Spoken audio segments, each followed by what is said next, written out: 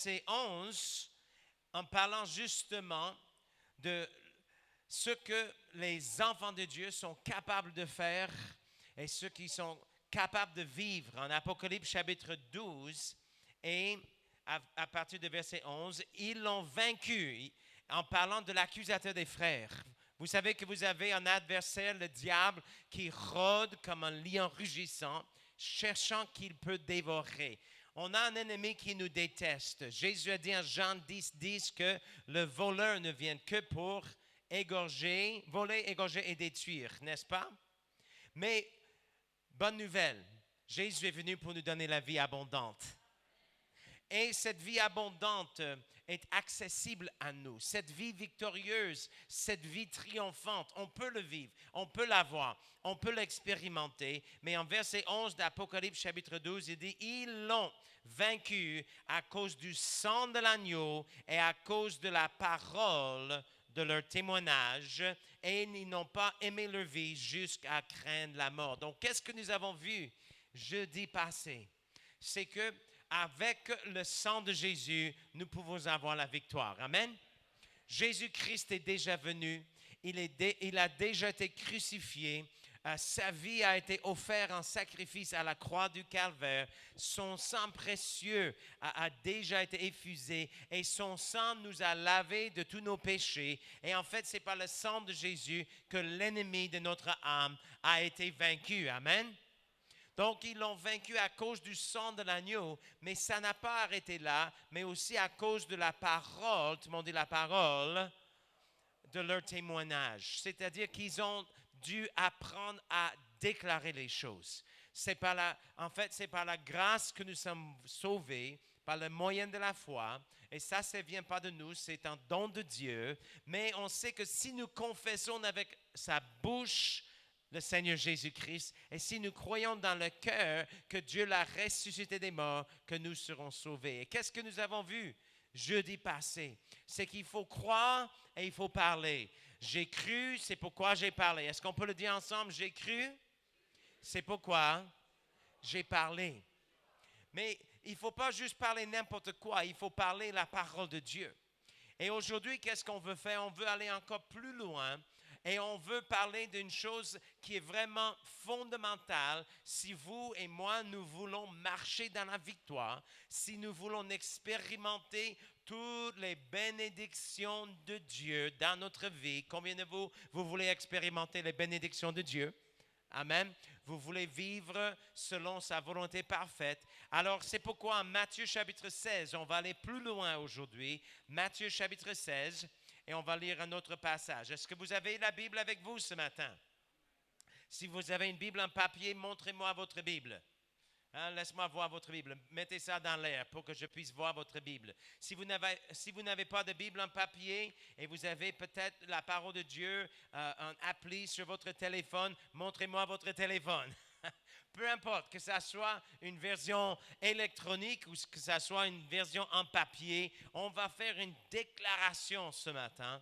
Une déclaration qui va préparer notre cœur. Comme Mama Tania a dit, il faut recevoir la parole de Dieu dans notre cœur. Et on va dire ceci, voici ma Bible. C'est la parole inspirée de Dieu. Je suis tout ce qu'elle dit que je suis. Je possède tout ce qu'elle dit que je possède. Et je peux faire tout ce qu'elle dit que je peux faire.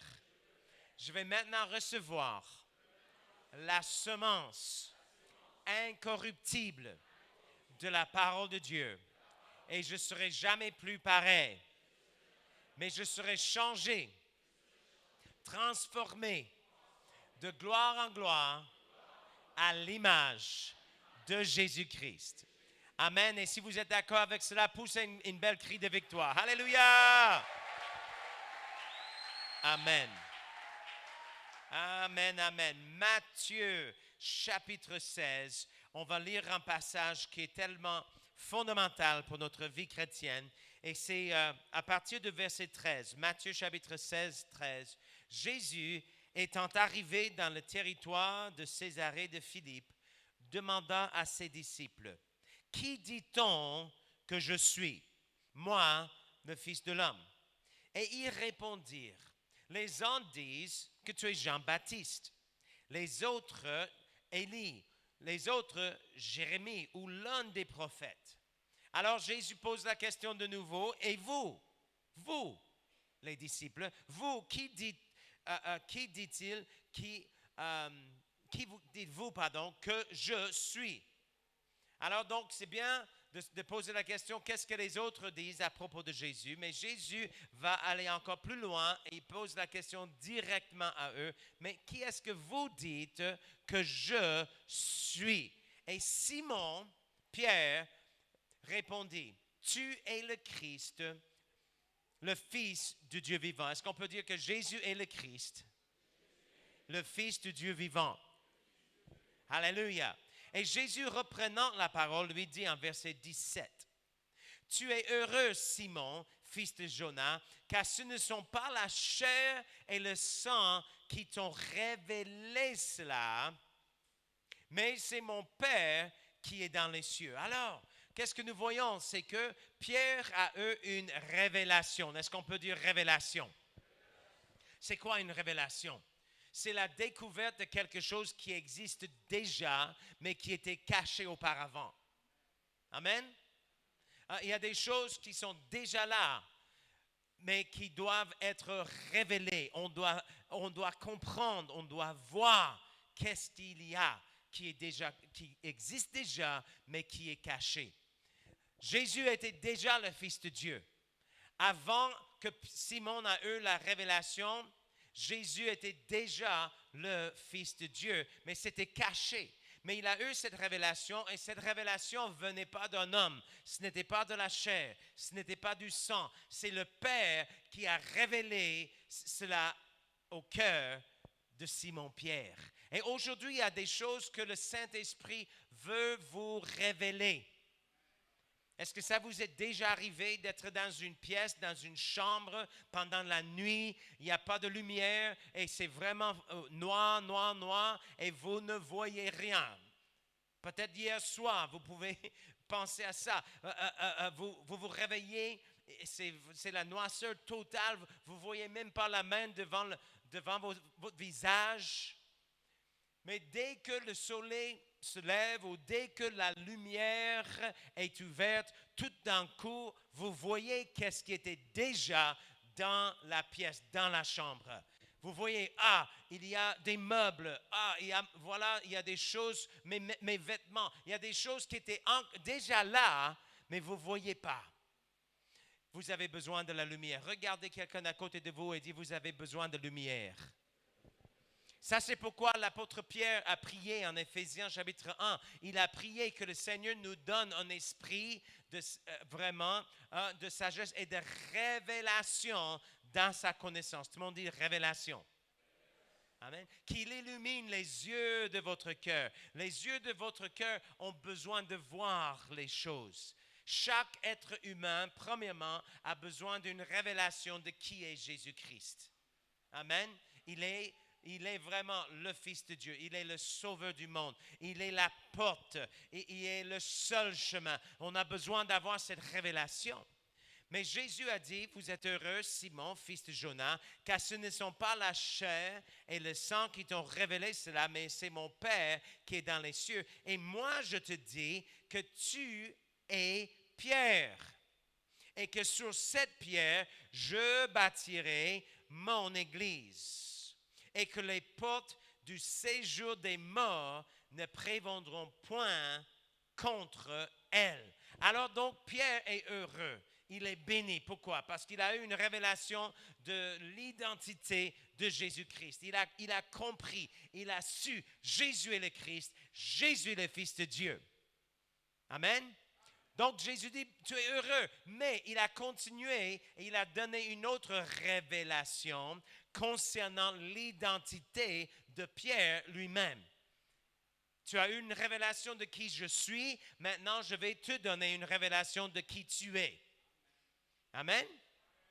Regarde quelqu'un et dit, Dieu va te révéler aujourd'hui qui tu es et ce que tu peux faire pour bâtir son royaume. Alléluia. Donc il a dit, je bâtirai mon église et les portes du séjour de mort ne prévaudront point contre elle. Et on sait que Jésus, actuellement, il est en train de bâtir son église. Et son église est universelle. L'église universelle, ça comprend toutes les personnes qui sont en Jésus-Christ, qui soient déjà rendues au ciel ou qui soient encore ici sur la terre, qui soient en Afrique, en Amérique du Nord, en Europe ou en Asie. Si vous êtes en Jésus-Christ, vous êtes dans l'église universelle de Jésus.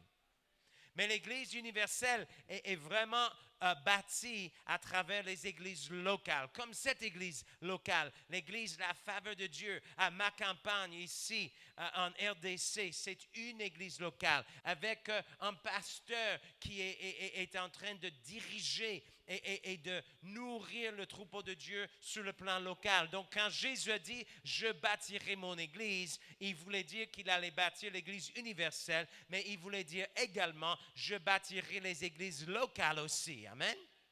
Mais les églises locales, ce n'est pas le bâtiment, ce n'est pas un parcelle, c'est les gens. C'est les gens comme les vingtaines de personnes qui viennent de prendre la Sainte Seine pour la première fois depuis le baptême.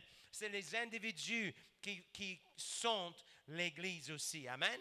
Donc, quand Jésus dit « je bâtirai mon Église et les portes du séjour de mort ne prévaudront point contre elle », il est en train de dire que je vais vous bâtir aussi individuellement. Votre vie personnelle, votre famille, vous allez quand même vivre dans la victoire et vous allez triompher. Et les portes du séjour de mort ne vont pas triompher contre vous personnellement non plus. Amen. Est-ce que vous êtes content que vous êtes, alléluia, membre de l'Église que Jésus est en train de bâtir? Mais il a donné quelque chose ici dans le verset suivant qui est tellement important pour vous et pour moi de réaliser, de comprendre et de saisir. C'est une réalité, c'est une vérité qui va vous affranchir.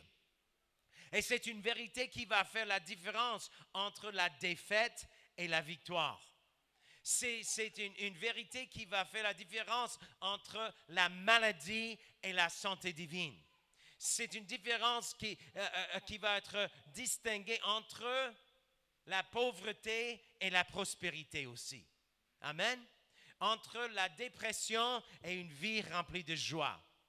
Donc, qu'est-ce que Jésus a dit? Il a dit, je bâtirai mon église, les portes des séjours de mort ne prévaudront point contre elle, mais il continue, et voilà qu'est-ce qu'il dit, verset 19, je te donnerai les clés du royaume des cieux. Alléluia. Je te donnerai les quoi? Les quoi? Les clés du royaume des cieux. Je te donnerai les clés du royaume des cieux. Et ce que tu lieras sur la terre sera lié dans les cieux. Et ce que tu délieras sur la terre sera délié dans les cieux. Donc Jésus a dit, je vais bâtir mon église. Mais comment est-ce que Jésus bâtit son église aujourd'hui? Il ne le bâtit pas tout seul.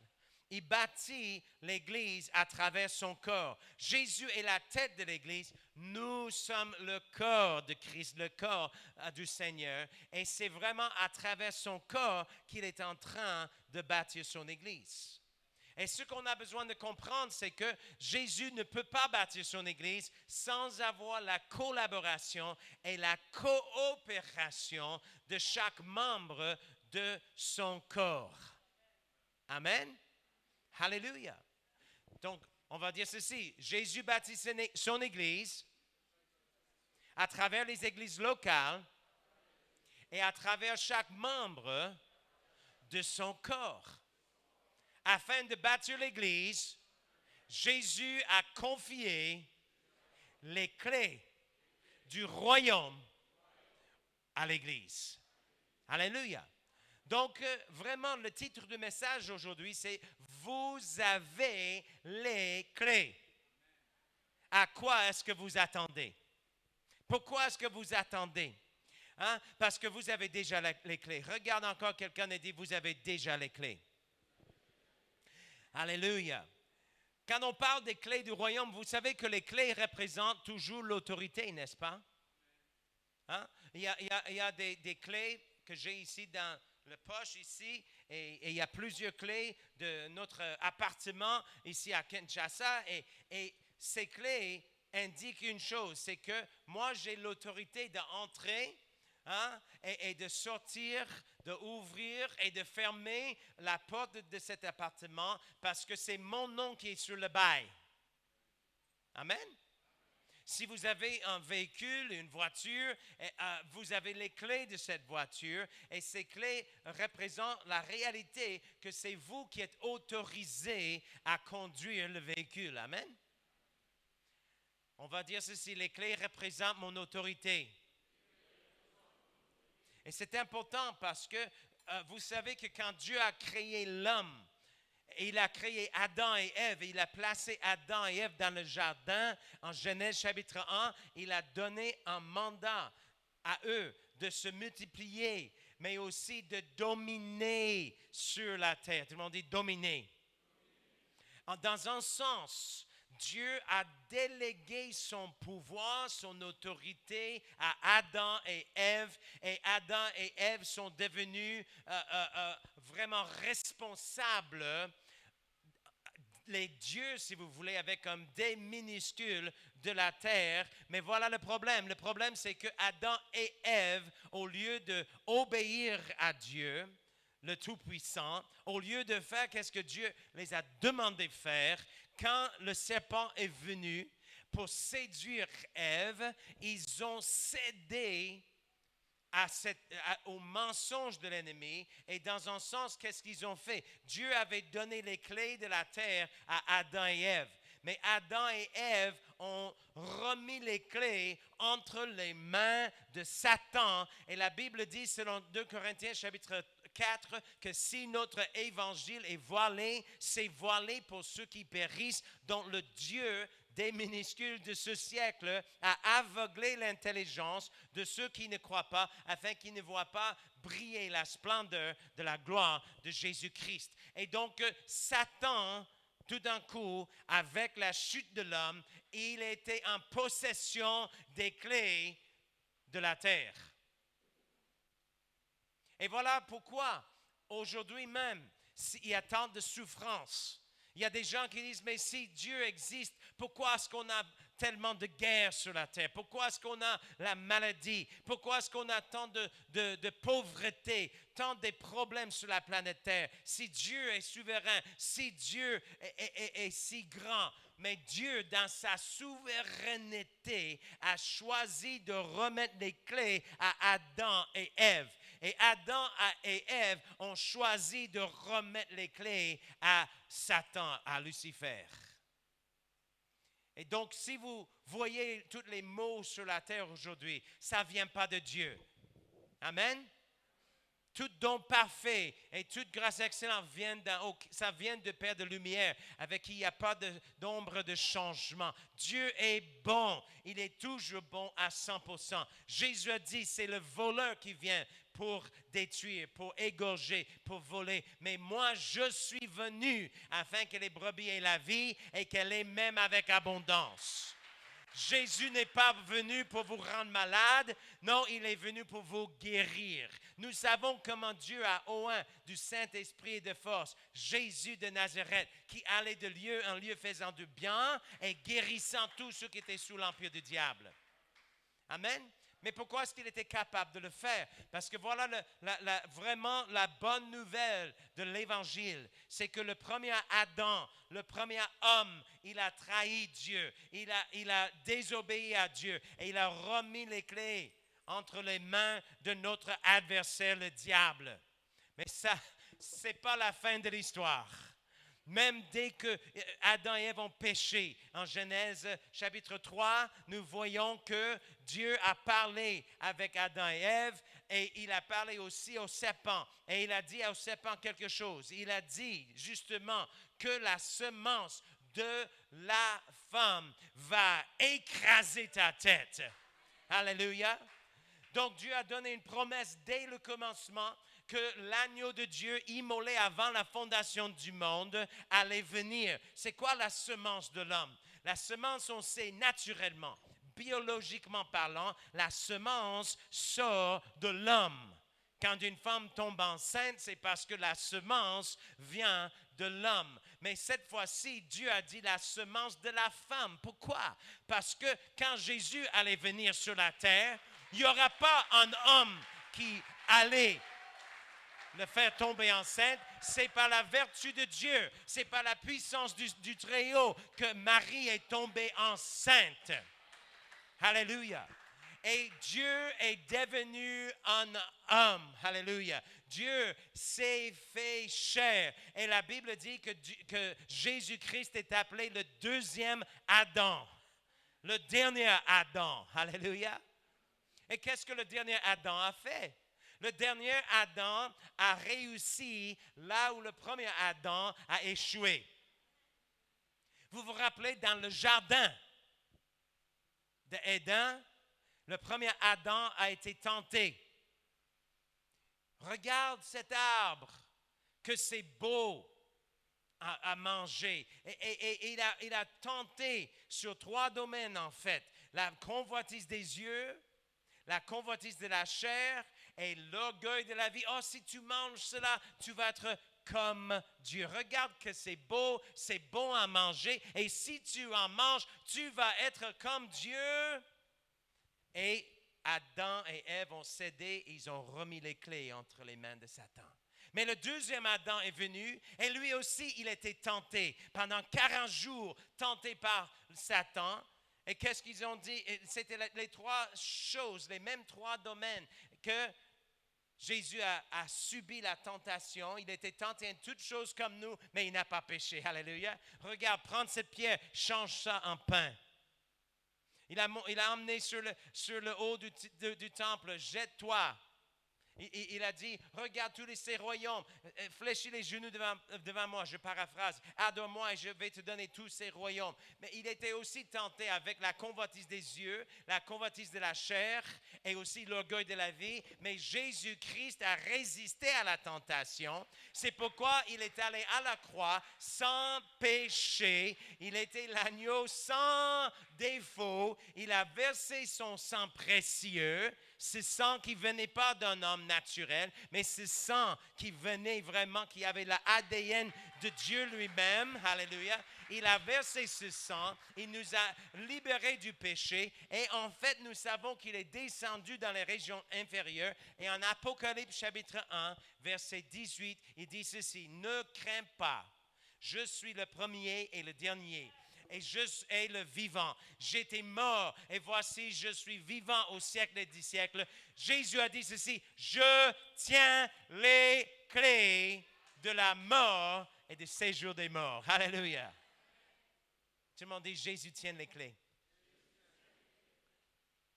Mais comment est-ce que Jésus tient les clés? Hein? Il ne les tient pas juste avec sa tête. Il les tient maintenant avec les membres de son corps. Alléluia. Jésus a dit, je te donnerai les clés. Je te donnerai les clés. Et les portes de ces jours de mort ne vont pas prévenir contre vous parce que c'est vous qui allez tenir les clés. Et tout ce que tu lis sur la terre sera lié dans les cieux. Et tout ce que tu délies sur la terre, voilà la chose qu'on a besoin de comprendre. Si l'Église, pas la tête, mais si les membres du corps ne lient pas les choses sur la terre, il y a des choses qui ne seront pas liées. Si l'Église ne délie pas certaines choses sur la terre, ces choses ne seront pas déliées. Le Seigneur, il attend à ce que nous prenions les clés que nous avons reçues. Vous avez les clés. Pourquoi est-ce que vous attendez? Qu'est-ce que vous attendez? Est-ce que vous attendez que quelqu'un d'autre fasse tout pour vous? Vous avez les clés. Tout le monde dit, j'ai les clés. Alléluia. C'est une bonne nouvelle, n'est-ce pas? Pourquoi est-ce que c'est tellement important de comprendre cela? Parce que ces clés marchent ici sur la terre. Dieu a donné ça à Adam. Adam a donné ça à Satan. Et Jésus est allé, il a écrasé la tête de Satan. Il a dit, Tiens, ces clés sont à moi. Et maintenant, Jésus dit, tiens, Église, ces clés sont à vous. Amen. Tout le monde dit, j'ai les clés. Alléluia. Pourquoi est-ce que les clés sont tellement importantes? Les clés sont importantes parce que les clés nous permettent d'ouvrir et de fermer les portes. Il y a des choses qu'on a besoin d'avoir accès, on a besoin de pouvoir toucher certaines choses. Est-ce que ça vous est déjà arrivé d'oublier vos clés quelque part ou de perdre vos clés? Qui a déjà perdu les clés dans le passé? Hein? Juste une personne? Moi, j'ai perdu mes clés à plusieurs reprises. Ou j'ai oublié mes clés à plusieurs reprises. Et on sait qu'est-ce qui arrive. On peut même arriver chez nous et on peut arriver devant la porte est fermée à clé, on ne peut pas entrer. On peut même regarder par la fenêtre et on voit à l'intérieur de notre demeure, de notre maison, on voit sur la table, il y a de la nourriture peut-être sur la table. Nous voyons nos effets personnels, les choses dont nous sommes le propriétaire. Ces choses sont à nous, mais on ne peut pas les accéder. Et combien de chrétiens, ils arrivent même des fois, ils ouvrent la Bible, ils arrivent devant les promesses de Dieu et ils regardent à travers la fenêtre de la parole et ils voient à l'intérieur de cette alliance qui est à nous. Et qu'est-ce qu'ils voient? Ils voient la guérison divine qui nous appartient. C'est sur la table. Amen. Il a dressé pour nous, dans la présence de nos ennemis, il a dressé une table. Et sur cette table, il y a toutes sortes de bénédictions. Mon âme bénit l'Éternel. Que tout ce qui est à moi bénisse son saint nom. Mon âme bénit l'Éternel et n'oublie aucun de ses bienfaits. N'oublie pas le bienfait de la guérison. N'oublie pas le bienfait de la provision. N'oublie pas la paix de Dieu qui surpasse toute connaissance. Mais le problème, c'est que souvent on arrive et on voit. Pourquoi, Seigneur, est-ce que je ne suis pas capable de toucher à ces choses dans ma vie quotidienne, dans ma vie personnelle? C'est parce que c'est comme si la porte est fermée à clé. Mais reste-moi vous dire, vous avez les clés. Tout le monde dit, j'ai les clés. Et vous avez besoin de prendre ces clés et d'ouvrir la porte et accéder à tout ce qui vous appartient en Jésus-Christ. Aussi, cette clé peut fermer la porte pour que l'ennemi ne peut plus avoir accès à votre vie. Amen. Avec ces clés, vous pouvez fermer la porte à l'ennemi en ce qui concerne votre mariage, en ce qui concerne vos enfants et les choses que l'ennemi veut faire pour nuire. Vous pouvez dire non, vous n'avez pas le droit d'entrer ici. C'est moi qui tiens les clés parce que Jésus a remis les clés entre mes mains. Amen. Les clés aussi nous permettent de relâcher la puissance de Dieu. Vous avez une belle voiture, quelqu'un peut vous donner une voiture avec un moteur puissant. Mais si vous n'avez pas la clé, vous ne serez jamais capable de partir. Justement, la semaine passée, nous étions invités d'aller prêcher dans une autre église ailleurs, ici à Kinshasa, et on était censé de partir à une certaine heure et on avait notre chauffeur, celui qui nous conduit, pas celui qui est venu avec nous aujourd'hui, mais une autre personne qui, en fait, une amie nous a prêté son véhicule et cette amie a donné le droit à nous de prendre son véhicule. Alors donc, le chauffeur est arrivé et donc il a essayé de démarrer le moteur.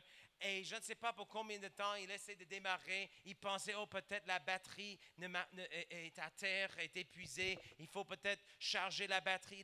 Il a essayé plusieurs choses. Quelqu'un a dit, je crois que ça manque du carburant. Donc, le temps passe. Je ne veux pas être en retard. J'aime être à l'heure. Alors, donc, il est parti vite en taxi-moto pour aller chercher un autre véhicule que quelqu'un nous a prêté. Et il est revenu et nous sommes partis dans un autre véhicule.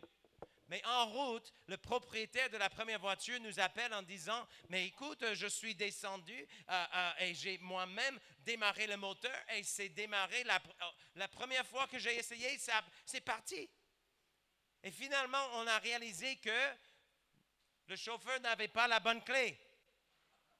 et il a essayé de partir le moteur avec une autre clé et ça n'a pas fonctionné. La voiture était bonne, le moteur était puissant, on aurait pu partir plus de bonne heure, mais parce qu'il n'avait pas la clé, il n'est pas parti. Et souvent dans la vie chrétienne, c'est un peu comme ça aussi. Il y a des choses que nous savons. Nous savons que la guérison nous appartient. Nous savons que ce n'est pas les meurtrissures de Jésus, nous avons été guéris. Mais comment est-ce qu'on peut relâcher cette puissance? C'est avec les clés. Amen. Tout le monde dit, j'ai les clés. Alléluia. Donc les clés vous donnent le pouvoir d'autoriser ou de refuser l'accès.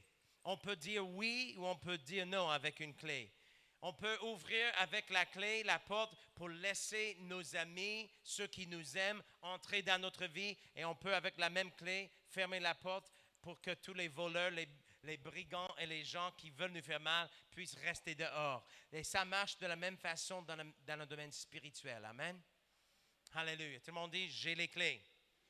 Alléluia. Donc, et quand on parle de clés, quelle est vraiment la clé primordiale que le Seigneur Jésus-Christ nous a donnée? Si vous voulez, regardez avec moi Marc chapitre 16. Marc chapitre 16. Alléluia. Vous voulez marcher dans la plénitude de qu'est-ce que Dieu a pour vous? Il faut apprendre à utiliser vos clés. En Marc chapitre 16, verset 15, Jésus a dit, « Allez par tout le monde et prêchez la bonne nouvelle à toute la création. Celui qui croira et qui sera baptisé sera sauvé. » On a vu ces vingtaine de personnes baptisées et ça fait tellement chaud au cœur de voir les gens recevoir Jésus-Christ et suivre le Seigneur par obéissance dans le baptême d'eau. Mais regarde ici. Il dit ceci, celui qui croit et qui sera baptisé sera sauvé, mais celui qui ne croira pas sera condamné. Et voici les miracles qui accompagneront ceux qui auront cru. Voulez-vous voir les miracles vous accompagner dans votre vie? Ça, c'est un peu faible. Qui veut voir les miracles vous accompagner? Alléluia. Donc, voilà la chose qu'il faut comprendre. Vous avez la clé. Et les prochains mots qui sont écrits ici vont révéler la clé. Qu'est-ce que Jésus a dit? Voici les miracles qui l'accompagneront. Marc chapitre 16 encore, regarde bien, verset 17. Voici les miracles qui accompagneront ceux qui auront cru. Et voilà qu'est-ce qu'il dit? En mon nom. Tout le monde dit en mon nom. Encore une fois, en mon nom. Encore une fois, en mon nom. Est-ce que vous savez que Jésus-Christ, qui est le Fils de Dieu, qui est le Sauveur du monde, qui est maintenant le roi de l'univers, c'est lui qui a écrasé la tête de Satan, c'est lui qui a repris les clés du royaume, c'est celui qui est assis à la droite du Père. Le nom qu'il a reçu, c'est un nom qui est au-dessus de tout autre nom. Au nom de Jésus, tous les genoux vont fléchir. Tout le monde dit, au nom de Jésus, tous les genoux vont fléchir. Amen. Même le nom de cancer, même le nom de toutes les maladies, le COVID-19 doit fléchir les genoux devant le nom de Jésus. Amen. Toutes les puissances de l'ennemi doivent fléchir les genoux devant le nom de Jésus parce que le nom de Jésus est au-dessus de tout autre nom. Mais voilà la chose. Jésus-Christ vous a donné le droit de faire usage de son nom. Il vous a donné qu'est-ce que les avocats vont vraiment expliquer comme étant la procuration. Est-ce qu'on peut dire la procuration? La procuration, c'est quoi?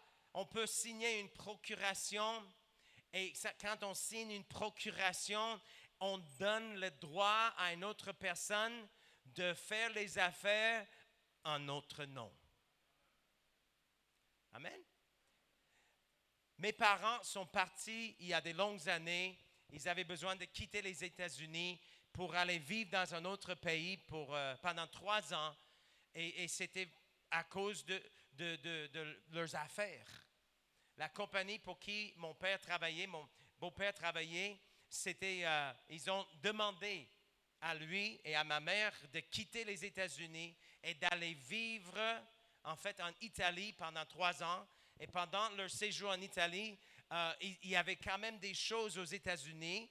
Il y avait certaines affaires qu'ils avaient besoin de gérer. Mais parce qu'ils seraient pendant 3 ans à l'extérieur du pays, qu'est-ce qu'ils ont fait? Ils sont allés voir un avocat et ils ont fait un contrat, ils ont signé une procuration et ils ont donné le droit à ma tante, la sœur de ma mère.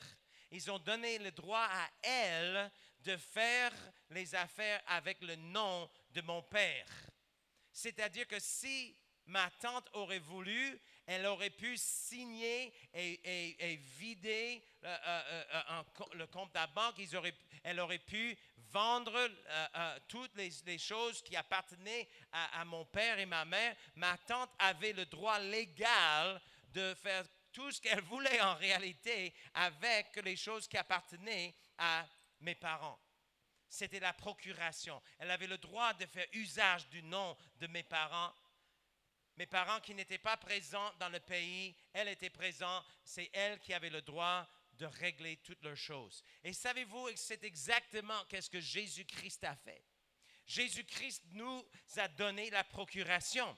Il est venu sur la terre, mais maintenant il est monté au ciel. Jésus, dans son corps ressuscité, n'est plus sur la terre. Il est assis dans les cieux, mais il a dit, voici les clés, je te donne les clés. C'est toi qui vas prendre soin de mes affaires ici sur la terre. Amen. Donc, à chaque fois qu'il y avait une facture à payer, mes parents n'avaient pas besoin de revenir aux États-Unis pour le faire. Ma tante le faisait dans leur nom. Et à chaque fois que Dieu veut faire quelque chose ici sur la planète Terre maintenant, Jésus n'a plus besoin de revenir sur la terre. Son corps ici sur la terre va régler la chose pour lui. Amen. Et qu'est-ce qu'il a dit? En mon nom, ils chasseront les démons. C'est pourquoi on ne peut pas juste attendre. S'il y a une activité démoniaque, il y a des choses que le diable est en train de faire. On n'a pas besoin de dire, oh Seigneur, fais quelque chose. Oh, fais quelque chose. Non, il attend à ce que nous prenions les clés et que nous utilisons son nom et que c'est l'Église qui va chasser les démons en son nom. Amen. Il y a des gens qui sont malades. Et quand Jésus était ici pendant son ministère terrestre, il allait de lieu en lieu, faisant du bien et guérissant tous ceux qui étaient sous l'empire du diable. Mais maintenant, s'il y a quelqu'un qui est malade, Jésus n'a pas besoin de revenir sur la terre pour imposer ses mains ou pour cracher et faire de la boue avec la salive ou quoi que ce soit. Aujourd'hui, c'est son corps ici sur la terre qui utilise son nom. Et en son nom, on impose les mains. En mon nom, ils chasseront les démons.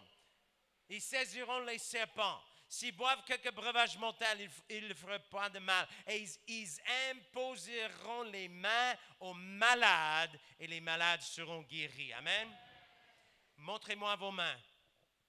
Vous voyez, c'est tellement pas compliqué. Faites comme ça. Vous savez, quelqu'un qui est malade et vous avez prêché la bonne nouvelle à cette personne et cette personne croit à la bonne nouvelle, vous avez le droit. Vous avez l'autorité de prendre votre main, de la poser sur la tête de la personne ou sur la partie du corps qui est malade et vous dites ceci. Tout le monde dit au nom de Jésus. Encore une fois, au nom de Jésus. Et quand vous dites au nom de Jésus, c'est comme si Jésus-Christ lui-même est présent en train de le faire. Quand ma tante signait un chèque aux États-Unis. C'est comme si mes parents eux-mêmes étaient aux États-Unis en train de signer le chèque.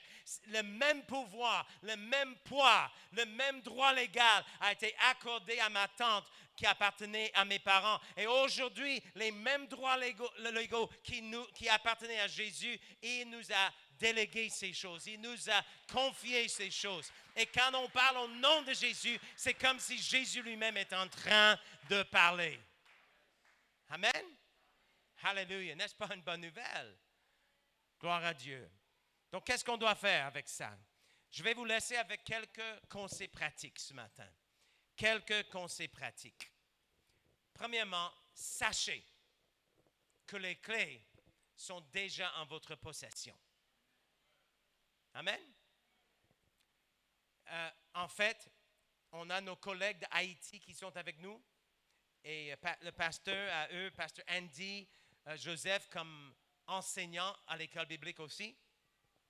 Et eux, ils habitent avec nous dans le même appartement ici à Kinshasa. Et au moment donné, il y a déjà 3 mois, c'était en octobre, on ne trouvait pas la clé pour la porte de la cuisine et on ne savait pas, est-ce qu'on l'a perdue, est-ce que quelqu'un l'a pris avec eux par hasard, on ne savait pas. Et pendant des mois et des mois, Pasteur Andy il cherchait la clé, il cherchait une raison pourquoi la clé est disparue. Et finalement, quand il était aux États-Unis, juste le mois passé, quelques semaines avant de revenir ici à Kinshasa, il a amené son veste chez le nettoyeur et il a dit, bon, il faut que je vide toutes les poches avant de donner ça au nettoyeur. Et dans le poche, qu'est-ce qu'il a trouvé? La clé de la cuisine.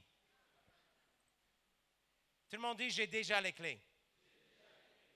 Les clés m'appartiennent parce que Jésus m'a donné les clés.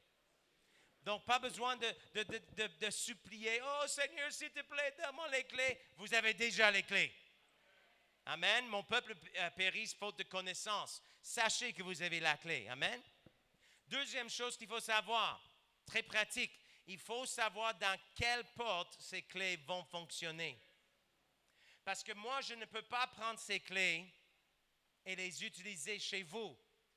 Parce que ça ne marche pas dans votre porte, ça marche dans ma porte. Amen. Et ça, c'est une des raisons pourquoi beaucoup de chrétiens ils sont frustrés parce qu'ils ont entendu, oh, je peux prier au nom de Jésus.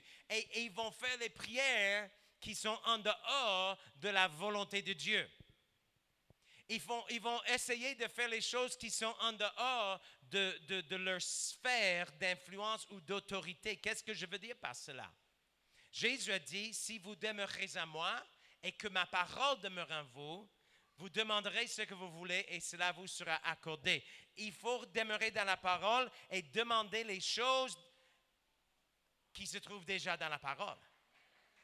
Amen. En Jean 5, 14 dit, voici l'assurance que nous avons auprès de lui, que si nous demandons quelque chose selon sa volonté, tout le monde dit selon sa volonté, nous savons qu'il nous écoute. Et si nous savons qu'il nous écoute, nous savons que nous possédons la chose que nous avons demandée. Amen. Donc la meilleure chose à faire, c'est de prendre du temps dans votre Bible, allez chercher les promesses de Dieu. Dieu vous a promis la guérison. Dieu vous a promis la provision. Il y a certaines choses qui sont promises et quand c'est une promesse, on peut dire au nom de Jésus, je réclame cette promesse. Et ça va ouvrir la porte. Amen.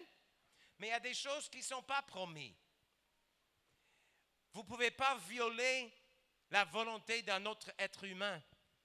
Par exemple, messieurs, peut-être vous êtes un jeune homme ici, vous voyez une jolie fille qui entre dans l'église et waouh, elle est belle, wow, j'aimerais vraiment la voir comme épouse. Vous ne pouvez pas dire, je réclame cette femme au nom de Jésus pour mon épouse.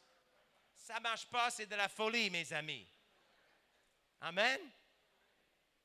Ou comme j'ai dit jeudi, je ne peux pas dire, waouh, je vois cet haut-parleur noir, mais moi j'aimerais mieux avoir une auto noire, Mercedes noire. Donc au nom de Jésus, transforme-toi en Mercedes. Non, c'est de la folie. Mais il y a des promesses qui sont écrites dans la parole et vous avez le droit de prendre la clé, le nom de Jésus et de réclamer ce qui est écrit. Amen. Numéro 3, finalement, on va terminer avec ceci. N'attendez pas. n'attendez pas que quelqu'un d'autre le fasse pour vous. Encore, voilà pourquoi est-ce que j'ai ces clés entre mes mains. C'est parce que celui qui est propriétaire du bâtiment où nous habitons maintenant, on a signé un bail, et une fois que le bail était signé, elle a dit, tiens, voici les clés, je te donne les clés de l'appartement. OK? Le propriétaire de l'univers a dit, tiens, voici les clés du royaume. Amen. Mais ce matin, quand nous sommes partis pour venir ici à l'église, vous savez qu'est-ce que je n'ai pas fait? Je n'ai pas pris le téléphone en disant, oh, je m'excuse de te déranger, madame le propriétaire, mais je dois quitter l'appartement. Donc, viens fermer la porte pour moi, s'il vous plaît.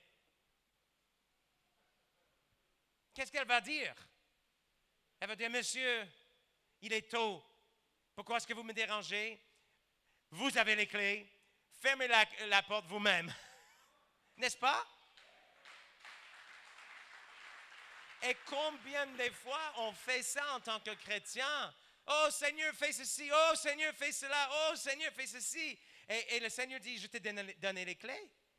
Prends l'autorité toi-même.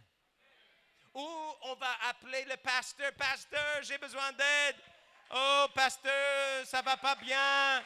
Pasteur, prie pour moi. Le pasteur doit dire, je t'aime, je vais prier pour toi, mais tu as déjà les clés. Pourquoi est-ce que tu attends? Prends les clés, prends le nom de Jésus et utilise le nom de Jésus toi-même dans ta maison. Pas besoin d'attendre dimanche matin. La maladie cogne à la porte, tu dis non, je ferme la porte à la maladie au nom de Jésus. Amen. Alléluia. Tout le monde dit j'ai les clés. On va se lever et on va prier ce matin. Merci Père. Alléluia. Gloire à Dieu, gloire à Dieu, gloire à Dieu. Merci Père Céleste. Nous te remercions que tu nous as donné le droit de faire usage de ton nom.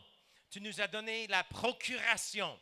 Nous avons, Seigneur, l'autorité de faire tes affaires ici sur la terre. Comme Jésus, à l'âge de 12 ans, il faut que je m'occupe des affaires de mon Père. Il faut qu'on s'occupe des affaires de notre Père ici sur la terre en se servant de ces clés du royaume. Et Père, au nom de Jésus, je prie ce matin.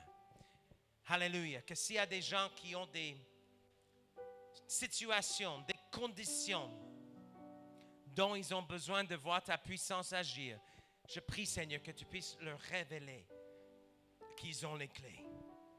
Et si vous êtes là ce matin, mais vous n'avez pas encore donné votre vie à Jésus, peut-être vous n'avez pas encore confessé Jésus comme Seigneur, vous n'avez pas cru que Dieu l'a ressuscité des morts. Si c'est le cas, vous n'avez pas encore les clés. Et votre adversaire, le diable, est encore votre maître. Et aujourd'hui, vous pouvez changer de maître. Et en changeant de maître, Jésus va devenir votre propriétaire. Et votre propriétaire va vous remettre les clés. Amen. Est-ce qu'il y a quelqu'un ici? Je vais compter à 3. Vous n'avez pas encore donné votre vie à Jésus, mais ce matin, vous voulez donner votre cœur à Christ. Vous voulez partir d'ici avec l'assurance que vous êtes sauvé de vos péchés et que vous avez une place réservée pour vous au ciel et que vous pouvez avoir accès à ces clés. Est-ce qu'il y a quelqu'un, 1, 2, 3, qui doit donner sa vie à Jésus? Levez la main si vous voulez que je prie pour vous ce matin. Vous voulez donner votre vie à Jésus. Est-ce qu'il y a quelqu'un? Il y a quelqu'un ici. On va faire cette prière tous ensemble pour l'aider à prier. On va dire ceci. Père Céleste, je confesse de ma bouche que Jésus-Christ est mon Sauveur et mon Seigneur. Je crois de tout mon cœur que Dieu l'a ressuscité des morts. Et parce que Christ est mon Seigneur, il est mon maître. Je déclare que je suis sauvé de mes péchés. J'ai maintenant la vie éternelle. Et j'ai aussi le droit, dorénavant, d'utiliser le nom de Jésus pour les choses qui ont été promises dans la parole. J'ai les clés. Et avec ton aide, par ta grâce, je vais utiliser ces clés pour ouvrir la porte à toutes les bénédictions